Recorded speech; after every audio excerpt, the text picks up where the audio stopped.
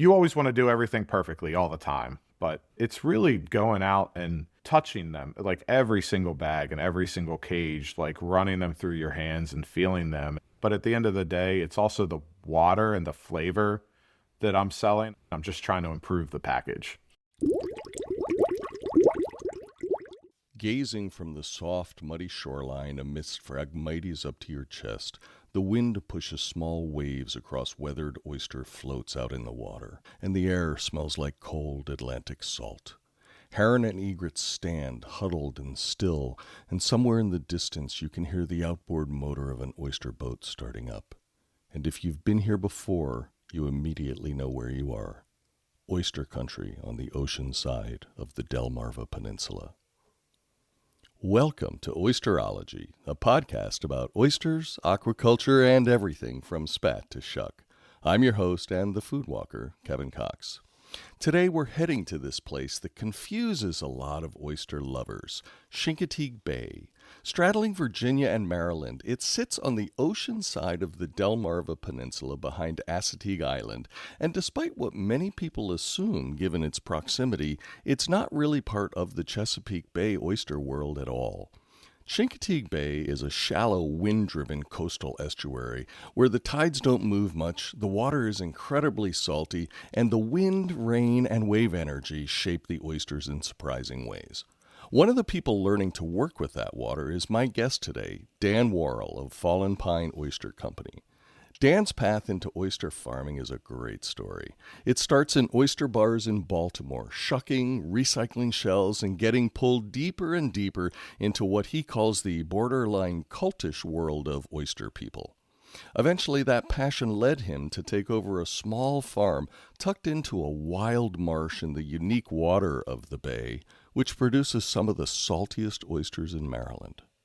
So step into your waders, forget about the tide charts, and look to the wind instead as we talk about winter ice, fallen trees, the saltiness of still water, primary, secondary, and tertiary flavors of an oyster, the power of learning by doing, and what happens when patience, place, and a stubborn oyster farmer all meet the same stretch of water, with master shucker, sommelier, and Chincoteague Bay oyster farmer, Dan Worrell.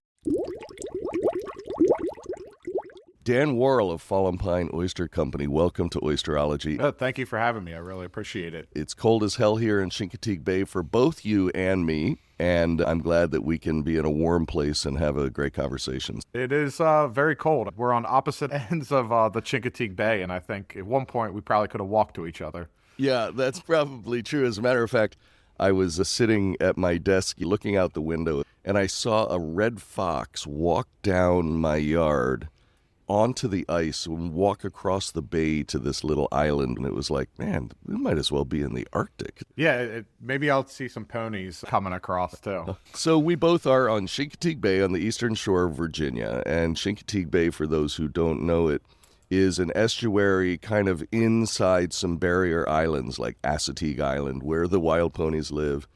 And it's on the eastern side of the Delmarva Peninsula, and on the western side of the Delmarva Peninsula is the Chesapeake Bay. So a lot of people tend to think that Chincoteague Bay is part of the Chesapeake, but that's not really the case. Do you feel that there's any relationship between the two? Yeah, it's interesting. We actually started bringing a map to all of our events just so we can give people that visual chart of where our bodies of water are. And I think us being in such a remote location, we're just north of the Maryland line.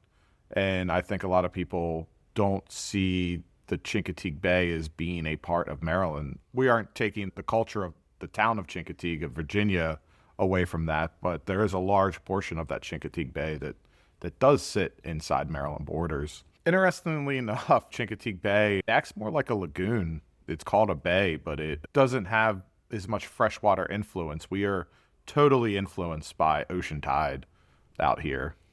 Yeah, I want to talk about that because that's, I think, a very interesting characteristic of this whole area. But before we get there, I want to learn a little bit about you and what got you into oysters. Like, why oysters? If we start with my family, on my mom's side, we have family that's been on Gwynn's Island, Virginia, in the Chesapeake Bay for hundreds of years, going back to some of the original colonies. And they're on a road called Calais Wharf Road. Some of the members of that family were Callises. Really? Currently, Oyster Seed Holdings, run by Mike Congrove, is on Calais Wharf Road. I remember walking down there as a kid and before it was ever a hatchery. But no, my family moved to Baltimore. I grew up in Havre de Grace, Maryland, right there on the water. Wish you could grow up oysters up there, but you can't. Too fresh. Was never big into oysters until college. I was in college during the housing collapse, and just everybody was in kind of a dire financial position, and I ended up getting a job as an oyster shucker at a place in Timonium called Ocean Pride. That led to another job as an oyster shucker and bartender at a bar down by the Cross Street Market in Federal Hill in Baltimore, and just kept shucking away at places. I learned about the Oyster Recovery Partnership through all my shucking endeavors. I did all the oyster shucking competitions and just got wrapped into that whole, I don't want to say cultish, but borderline cultish world. It is kind of cultish, yeah. I've noticed that too. The oyster shuckers, we're more like we're just a close-knit group of friends. Like, we all get along, and I really love the camaraderie of just people you shuck with at these events and talk to, and the people you get to meet. Oyster recovery, I probably recycled about 30 or 40,000 bushels of oyster shell and got to travel all around the state, visiting other oyster bars, really seeing things just outside of my own world of oyster shucking and meeting different people. And then the pandemic hit. I always wanted to kind of have an oyster farm, and there was an opportunity to go work at the one that I ended up purchasing down here in Girdle Tree, Maryland, which is the closest town, Girdle Tree or Snow Hill. And that was April of 2021. I talked to the previous owner, Ryan Murphy, and asked if he would be willing to transfer his leases to us, and the rest is history. And we've been growing ever since. Was Ryan trying to get out of the business at that point? He was looking to sell, or how did that whole thing come about? So I think Ryan had a huge passion for his oyster farm. He really cared about it. You could tell he paid attention to the cycles that you see in nature and growing oysters, and really knew his stuff. But he also had a marine construction business, and that was taking up a lot of his energy and time. And if you talk to other oyster farmers, it's hard to split time and grow an oyster farm at scale. So there was kind of an opportunity there, and I think he saw my passion for it and was happy to sell it to somebody like me. So you started working for him, and that's, I assume, how you learned how to run an oyster farm and grow oysters. I took the courses and watched the YouTube videos, and I'm like, I know how to do this. This is going to be easy. How hard could this be? Exactly. And first going down there, I was harvesting the already grown oysters. I hadn't seen the 2-year process, what it took to get them up to that size. And I'm like, you just go down here and grab them and take them back to Baltimore and sell them. Let's do this. But yeah, for about the first year and a half, it was kind of a crash course. You had the whole farm built out, but it needed some repairs, some love. And it really gave me an opportunity to crawl while also having some market to sell without waiting that first year and a half, 2 years of getting your oysters up to a market size. It sounds like an ideal way to start, because you've already got some product that you can work with and generate some income while you're building and learning and that sort of thing. How did the name Fallen Pine Oysters come about? We originally started out as Shell and Barrel, and that was my mobile oyster raw bar name that I came up with. I am also a certified sommelier. Don't really advertise that quite as much, just because I like down-to-earth characteristics of wine. I think when people hear sommelier, they get a little intimidated to talk to somebody. The Fallen Pine name, when I bought the farm, came from a pine tree that's a beautiful pine tree, providing shade over the dock and the pier. It was just a mesmerizing view shed with the pine tree there and the dock and the pier. I saw that tree standing one time. And I still have a vivid vivid memory of that tree standing there. And Hurricane Isaias, I believe it might have been a tropical storm when it hit us, came through and knocked that tree over the entire operation. This was while we were in the process of taking over the farm. And these crash courses that nature loves to give you, instead of throwing my hands up and be like, this is impossible to overcome, this tree, I viewed it as something that, okay, well, let's just work at it a little bit every day, work the farm, take a break, go chop some wood, come back to it. Like, you're not going to get rid of the tree in a day. Work it every single day, just every day, do a little bit more. So that tree started to kind of serve as a reminder every day of how to properly operate a oyster farm. And the other thing I love about that tree is the way it fell with the shoreline, parallel to the shoreline, and actually acts as a natural erosion control to our dock there. And something I love to say is let nature do the work. It just showed me that if you give and take with nature, a lot of times it can save you some money down the road. And it just worked out. And maybe that's part perspective too, like just the way I look at it.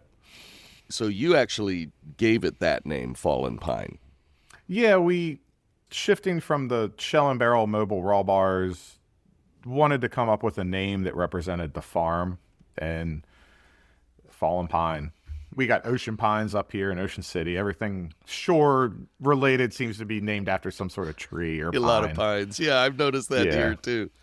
So, and so you took it over in April of 2021. That's when the lease was executed in my name. How large is Fallen Pine Oysters? All encompassing. It's about 10 acres on the north shore of a little tiny bay called Braca to Norton Bay that just sits right off of the Chincoteague.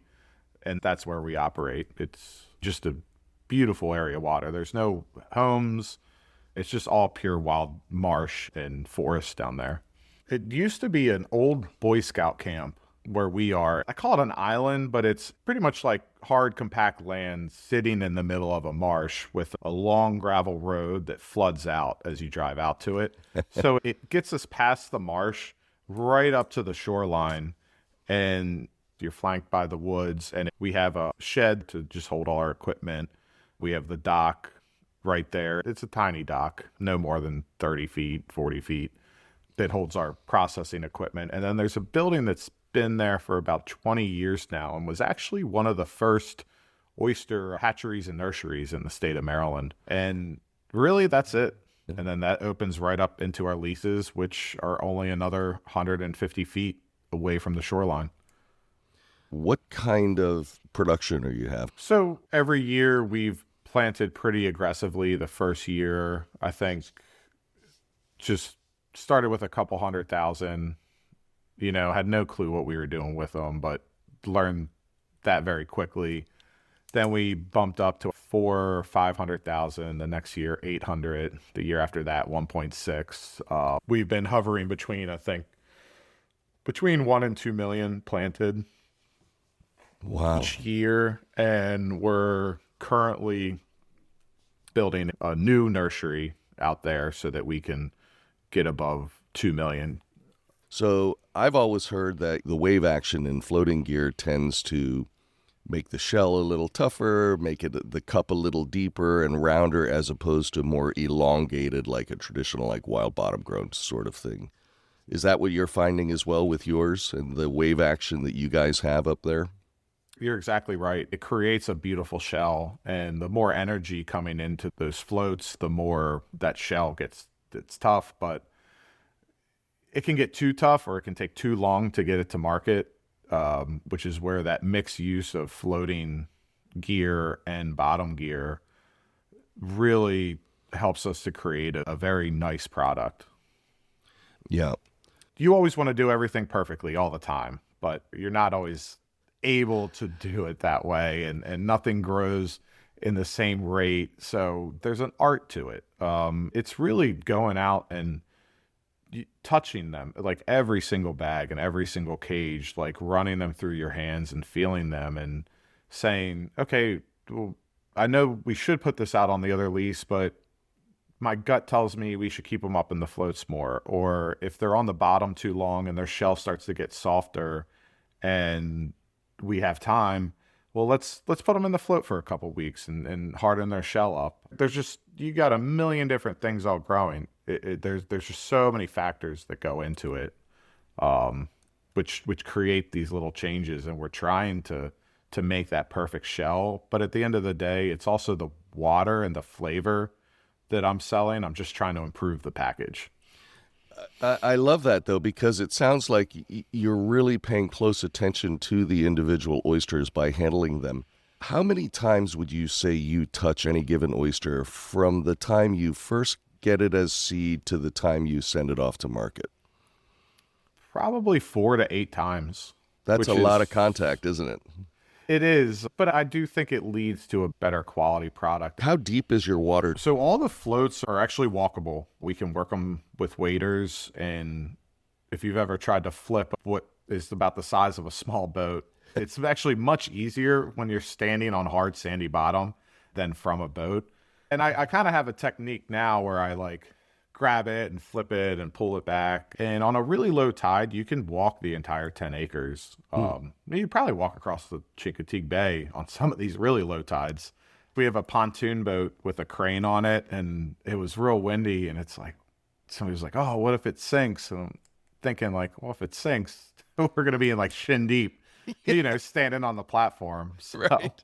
Well, we'll just pick it up. and then we'll just walk right back into the marsh. So is that what you're doing most of the time, you and your crew? Are you out there in waders walking it and tending to it? The harvest and the floating lease, yes. The adjacent lease that we have can be done on certain tides, but we have that pontoon boat with the crane, and those cages get pretty heavy with biofoul, so you need the crane. Let's talk a little bit about biofoul, because, there was this sudden unexplained mortality syndrome. A number of farms quite unexpectedly lost a huge percentage of their farm as a result of this.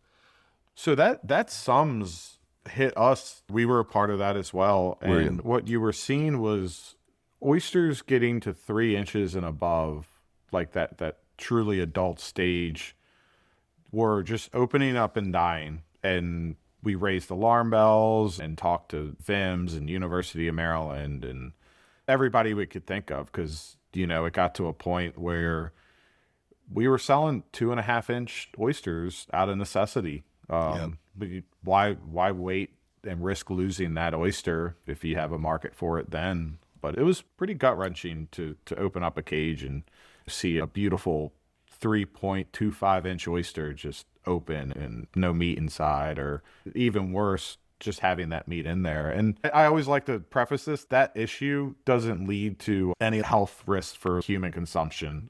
Just want to put that out there. Those don't even get to your plate. It has nothing to do with what you're consuming. Yeah, that's purely a crop issue. And then beyond that, with biofoul, you hear of shell rot, which is a sponge that kind of gets into the shell and grows and etches away at the shell. And that, again, doesn't kill the oyster, isn't bad for your health. It just makes them difficult to shuck. That shell just kind of crumbles as you put a knife to it. But there's methods to reduce that. Some people do air drying cycles, and the beauty of an oyster being an intertidal species is that's how they survive. So when they're exposed to the air and the sun, very often the biofoul that may have attached is going to die off before the oyster is affected at all. Yeah, and with us using containerized gear, we're not catching the oysters in the cages. We are protecting them from things outside that are going to try to eat them, especially at that smaller size when their shells are much softer. Just like your boat, you got to clean your boat off because you get all that stuff on the side, and by the end of the season, like you can feel the power drain on your engine, and it's not moving as fast. For us, it's creating less opportunity for flow through of the water into that gear. So if those holes get all jammed up with just all sorts of growth, barnacles and seaweeds and everything you can think of that grows on a solid object in the water will clog up those holes. So that's a big part of what we do too, is cleaning gear. But again, let nature do the work, put it out in the air, in the sun, let it dry out, and it's much easier to clean than that live biofoul. What do you do with your oysters when it freezes like this? Does that create a problem for you? My original strategy was to drink heavily when ice That's a comes good in like solution that. for me, too. Yeah, I like that. That's a good start. No, it's pretty scary. Watching ice destroy things in real time, it's one of the most powerful, unstoppable forces you will ever see in your entire life, to watch an ice sheet move hundreds of pounds of equipment, like just rip pilings right out, destroy docks. I'm sure we're seeing, like I've seen some pictures around the bay of piers just getting lifted up, and now they look like bike ramps, going out into the water. So it's pretty scary. The oysters themselves, again, that intertidal nature of them can survive these cold temperatures to a degree. And I think if you leave them alone and let them thaw out naturally, it seems like they can survive a little bit. But yeah, exposed to air with a blowout tide and frigid temperatures, that's probably the worst case scenario for an oyster. And again, with us being in the Chincoteague Bay, our tides are influenced by the wind a lot Right. more than you would think. Where we are, we maybe see an 8-inch rise and fall on any given day, but throughout the week, you see a couple of feet. Chincoteague Bay, I think, is different than a lot of places where people grow oysters along the coastline because of the way the water moves. Tell me a little bit about how Chincoteague Bay waters move. They rise and fall. Do they flush through? Is it fast moving? We don't have a lot of flow. The water is really exchanged through those tidal inlets, whether it's going down the Chincoteague, whether it's going up to Ocean City. And if it's an offshore wind, we seem to have lower tides. If it's an onshore wind, we seem to have higher tides. Down there for 4 years, most days, I couldn't tell you if it's low tide or high tide on any given day. I mean, there's been times I can't get my boat out for a week and we have to walk. And there's times where we have to take kayaks down the access road. So it is a very unique, unpredictable tide and water body. I think about it from the standpoint of nutrients in the water and what ultimately leads to the terroir of the oysters. Because if the water is just rising and falling as opposed to having a lot of flow, does that create an issue with the abundance of food and algae in the water because it's not changing that much? It's just sort of going up and down with the tides.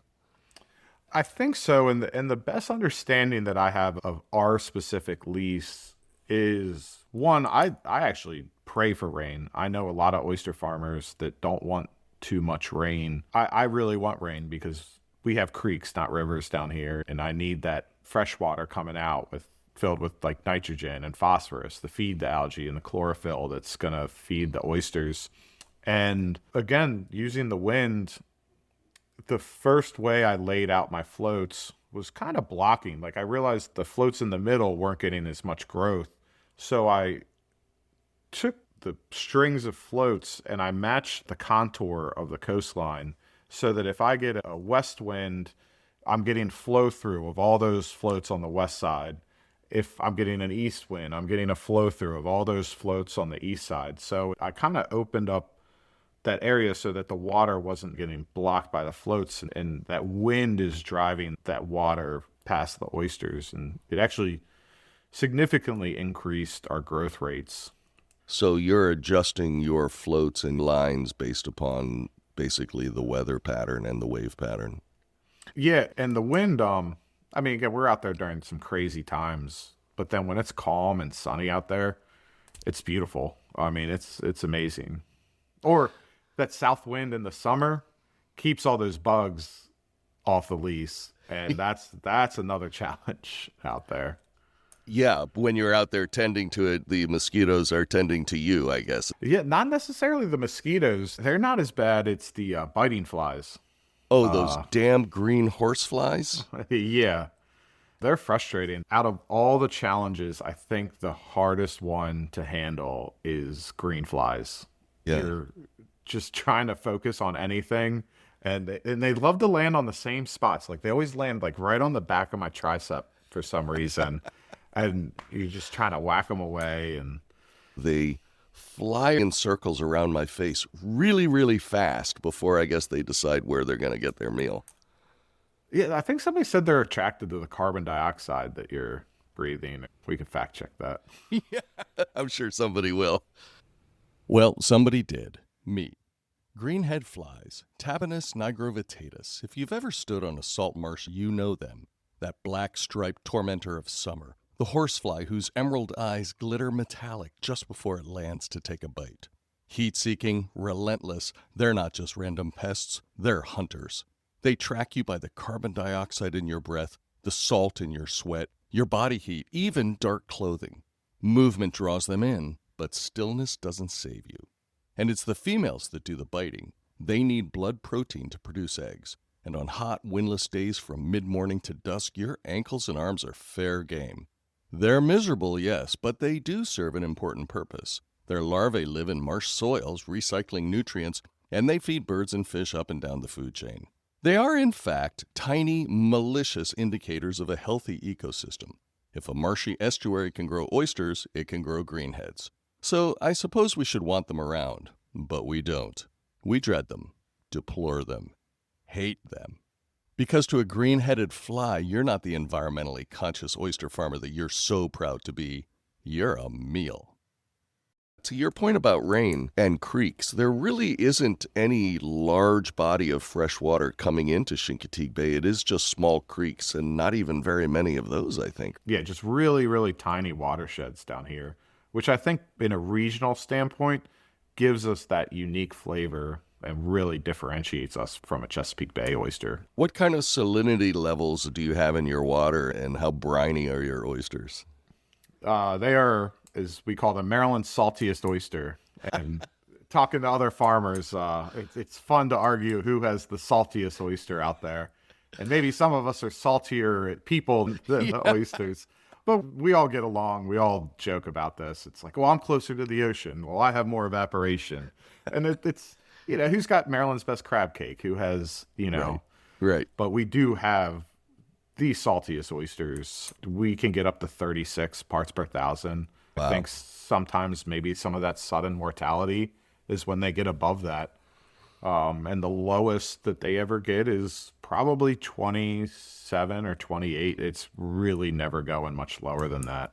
So they are very, if you like a salty oyster, really does remind people of the beach. And that's like when we're selling our oysters, I want people back home in Baltimore or DC or wherever you're eating to taste them and come up with memories of being down the ocean, as we say in Maryland. I think eating our oysters gives you that reminder of, oh man, I can't wait to get back down there and be on the beach and hanging out with my family and all that stuff. So it's almost like a contemplative flavor that you get when you have our oysters.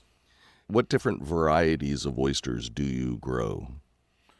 They're all Virginica. We have our farm-raised salt buoy oyster. That's our kind of flagship oyster, pretty much float raised the entire time for the most part. Nicest shell, a little bit smaller. That's what a salt buoy oyster is. We have wild pony oysters. Those are a wild-caught oyster. We catch them or buy them from local harvesters, hold them on our lease in a wet storage out in the middle of the water. They'll take on a little bit more of that salt. And for people that want a larger, more traditional, thicker shell oyster, that's our wild pony.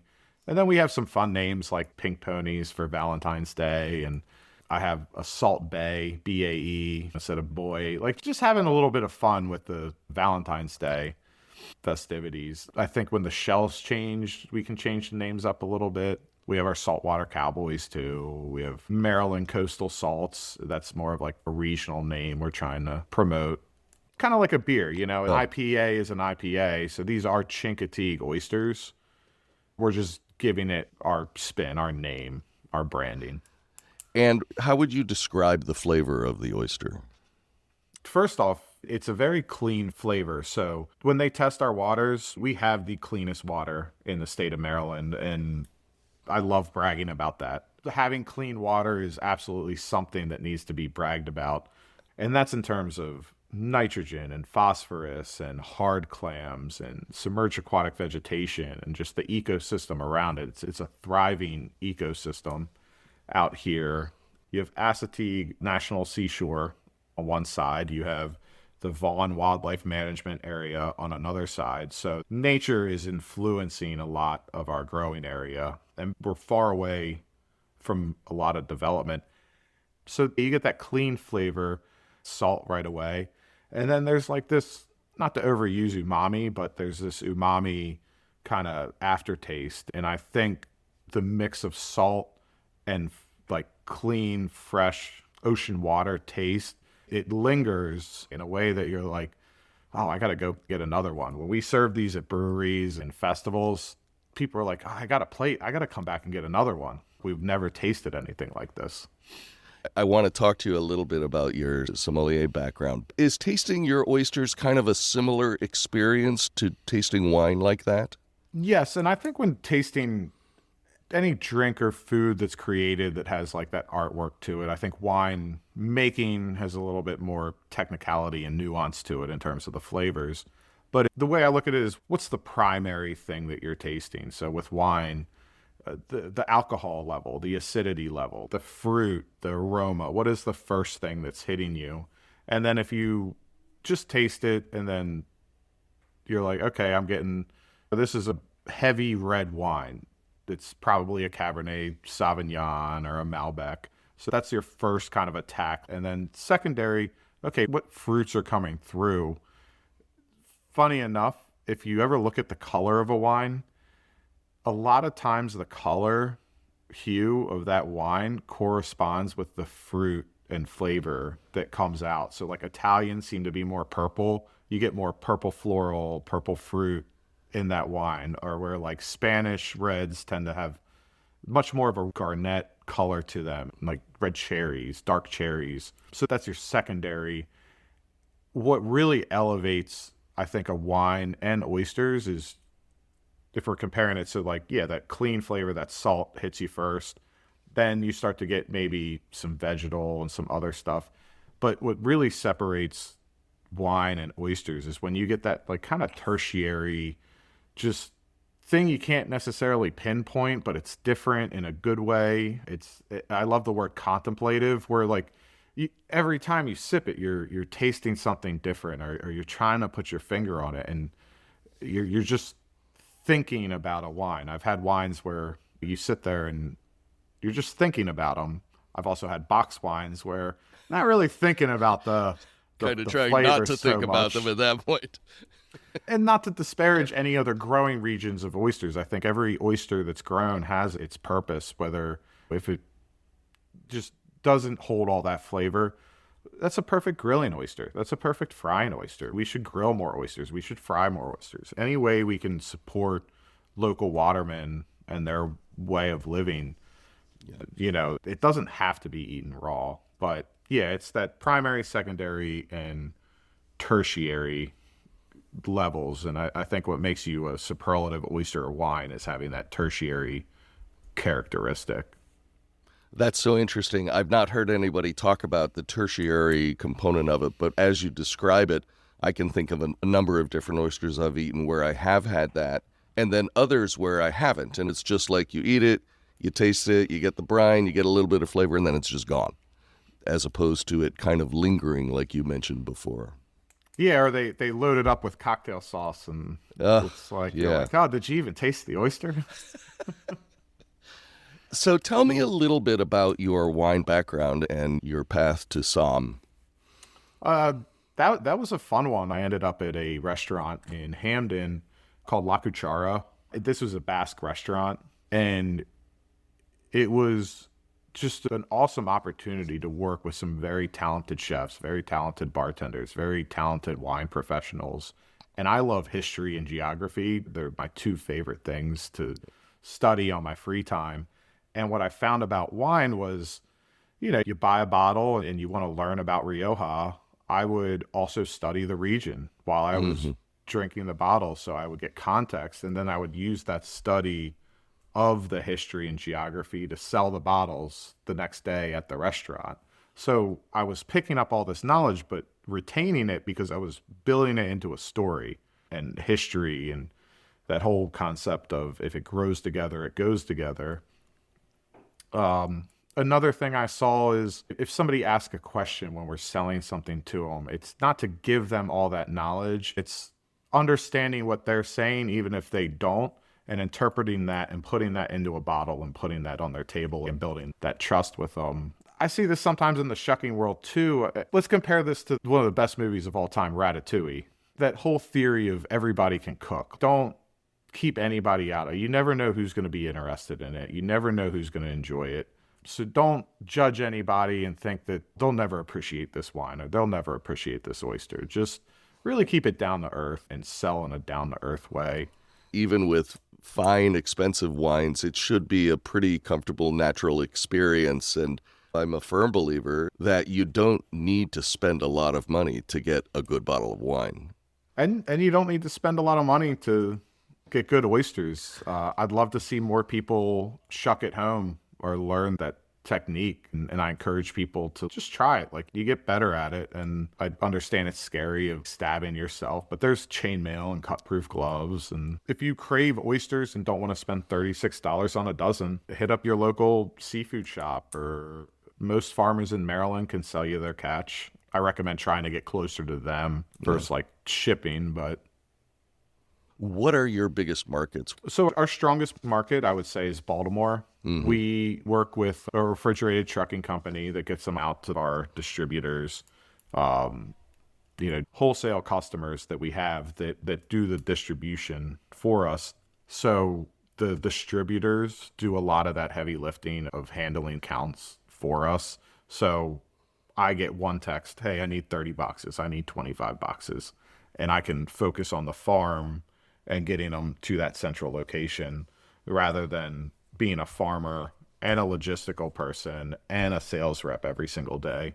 So it allows us more focus on our farm. Do you still do shucking events? So we do the shucking events. I think I reserve that shelf and barrel name if, say this becomes a raw bar or a food truck at some point. I'd always love to go back to that shell and barrel that was really tied into the oyster shell. Hopefully sometime in the future, there's a brick and mortar restaurant that exists. That really? Gets you want to work that hard? Come on.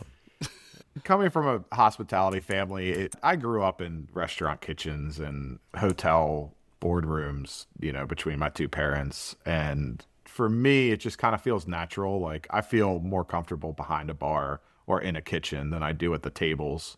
So when I hit the lottery and have stupid money lying around, we'll lose it all, put it in a restaurant. Do you have a culinary background? Did you go to culinary school or anything like that? Because I can tell just from talking to you, you know your way around a kitchen. I'd like to think I'm a pretty good at-home cook, but I've been told I make quite a mess while I'm doing it.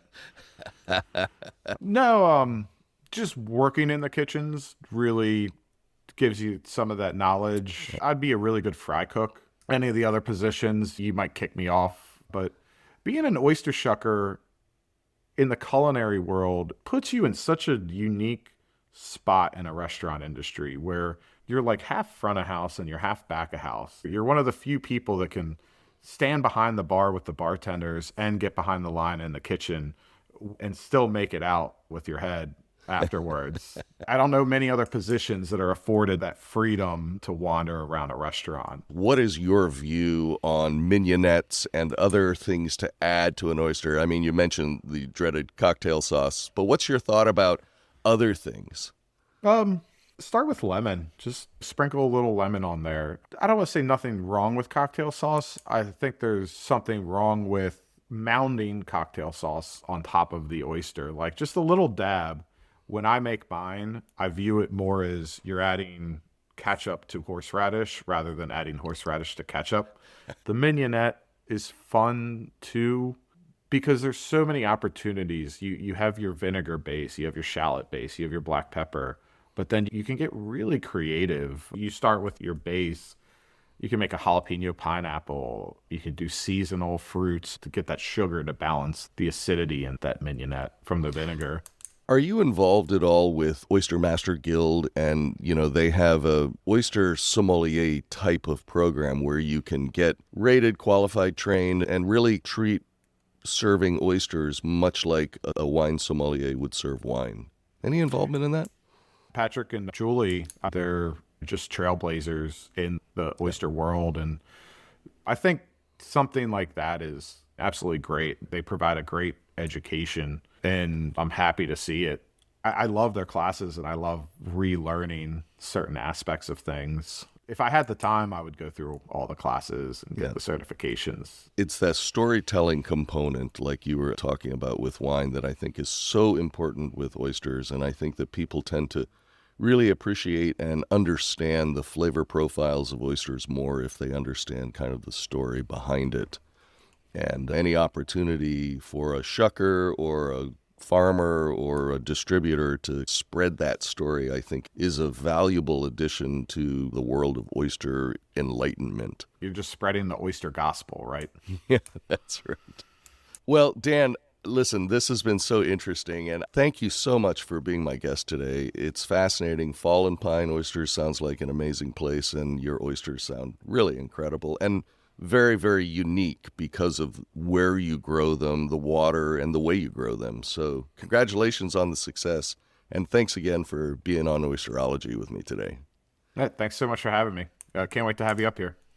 Well, that's it for this episode of OYSTER-ology. Thanks to my guest, Dan Worrell of Fallen Pine Oyster Company.